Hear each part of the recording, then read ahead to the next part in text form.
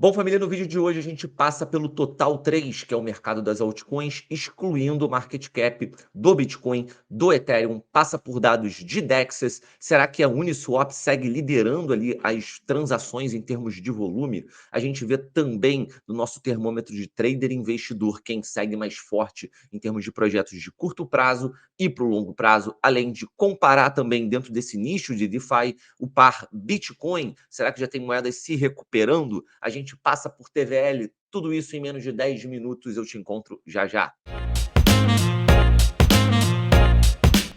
Eu me chamo Mário, seja muito bem-vindo. Você está na Liga Cripto mais uma vez. Se você já conhece o nosso trabalho, já aproveita para soltar aquele like logo de início que ajuda e muito a gente. É claro, se for no seu primeiro vídeo, caindo aqui de paraquedas, já aproveita para se inscrever, ativar o sininho e ficar por dentro de tudo que há de mais importante em relação ao tema do mercado cripto. E pode ter certeza que você não vai se arrepender dessa escolha. No fim, se você busca um algo a mais, se você quer consumir mais conteúdo, ter mais eficiência ali no seu tempo de estudo, considere o curso Plano B, aqui da Liga Cripto, reformulado, com sempre mais conteúdo. Conforme o mercado vai se atualizando, a gente também atualiza o Plano B. A gente tem aqui a Bybit, o nosso parceiro de trade, seja para alavancagem, para conta spot. Se você quer mexer com cripto, a nossa parceira aqui, quem a gente confia, é a Bybit. E temos também o clube de membros reformulado, muito mais troca, moderadores, dados on-chain para você ao vivo,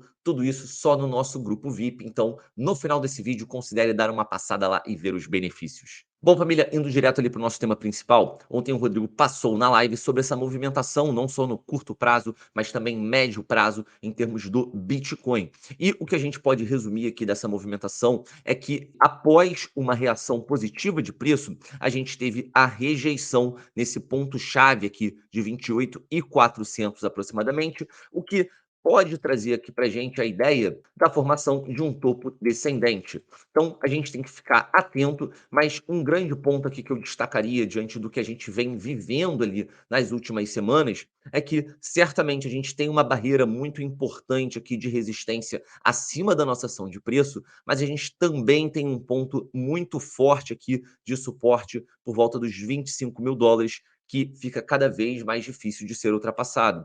Eu não excluo ali completamente, né, o que a gente tem ainda como possibilidade no horizonte, que é a gente ir abaixo dessa faixa de 24.000 dólares, sendo que os 20.000 dólares fica cada vez mais distante. Quanto mais tempo a gente demora para essa correção, maior é a possibilidade, por exemplo, isso foi comentado na live também, da gente iniciar primeiro aqui uma valorização de preço, uma reação próximo dos 40.000 dólares, para depois sim ver um movimento mais assintoso de correção antes do grande movimento ali do halving. Mas aí, família, como é que fica a nossa situação aqui no Total 3? Bom, basicamente, como eu venho dizendo já há algum tempo, eu estou de olho na possibilidade dessa oportunidade do mercado Total 3 realizar aqui um fundo descendente, só que eu também comento que isso está muito correlacionado com uma possível correção do Bitcoin. O Bitcoin precisa perder os 25.000 dólares, na minha opinião, para que a gente descubra aqui um fundo mais abaixo.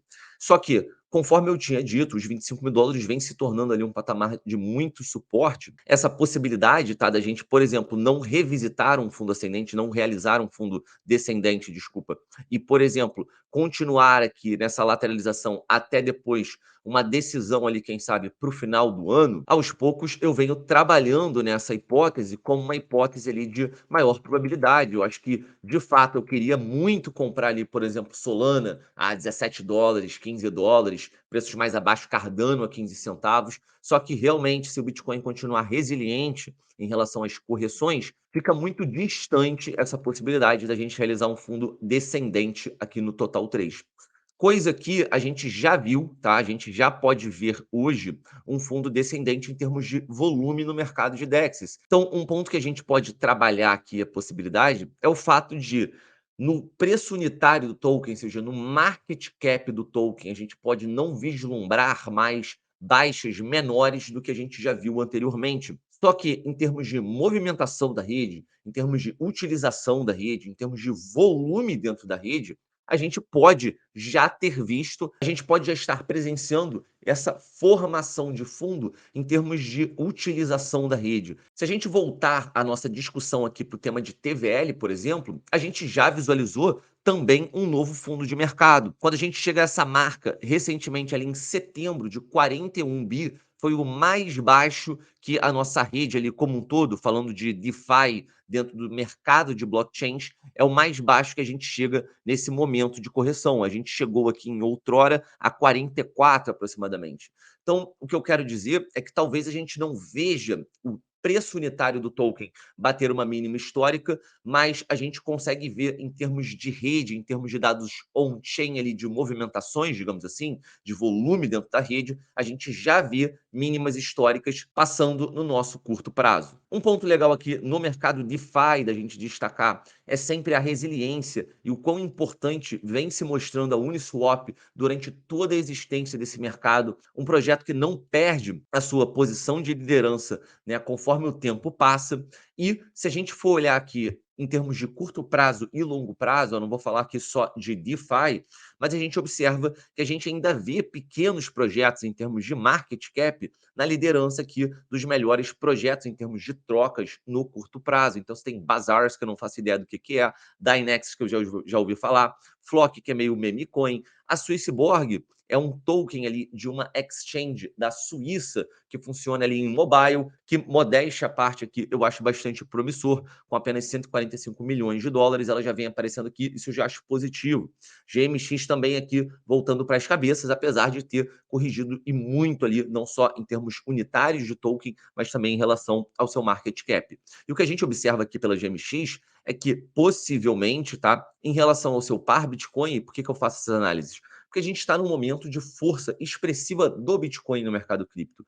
Por mais que a gente não consiga ultrapassar essa barreira de 28.500, 29 mil dólares nesse instante, a gente também observa uma resiliência muito forte em relação à resistência ali que o preço do Bitcoin tem em não corrigir, em não vir abaixo de 25 mil dólares, quando a gente não observa isso no mercado das altcoins. Quando a gente também observa algum tipo de fraqueza no Bitcoin momentânea, a gente vê que essa fraqueza ela é muito mais forte no mercado das altcoins.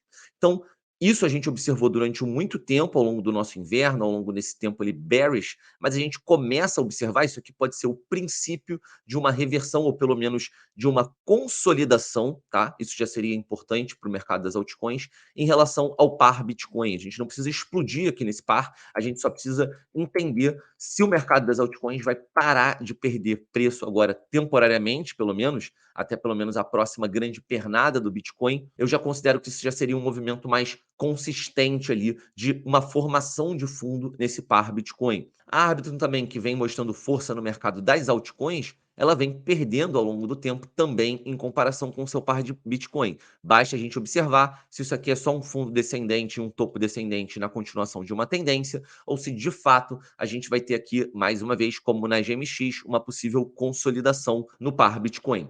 E a Swissborg, olha só que interessante como a gente vinha comentando, ela já vem demonstrando aqui uma força maior ali de curto prazo, fazendo uma pequena tendência aqui, ó, de fundos e topos ascendentes. Então, isso é positivo da gente observar aqui na Swissborg, não significa que ela vai explodir ali de preço, mas quando uma moeda mostra uma resiliência, uma força interessante com o par Bitcoin num momento de Bitcoin Season, isso é algo de fato para se colocar uma estrelinha, digamos assim. Ela mostra uma força, na minha opinião, mais forte do que o mercado em geral das altcoins. Só para confirmar aqui, colocando a CSB, né, a CHSB, desculpa, Swissborg, em comparação com o Total 3 e não com o Bitcoin, a gente também observa isso. Ó. Voltando agora para o Token Metrics, família, para olhar o nosso termômetro de investidor, ou seja, de projetos mais para médio e longo prazo, a gente observa aqui já figurinhas conhecidas, como a Multiverse ou a antiga Elrond.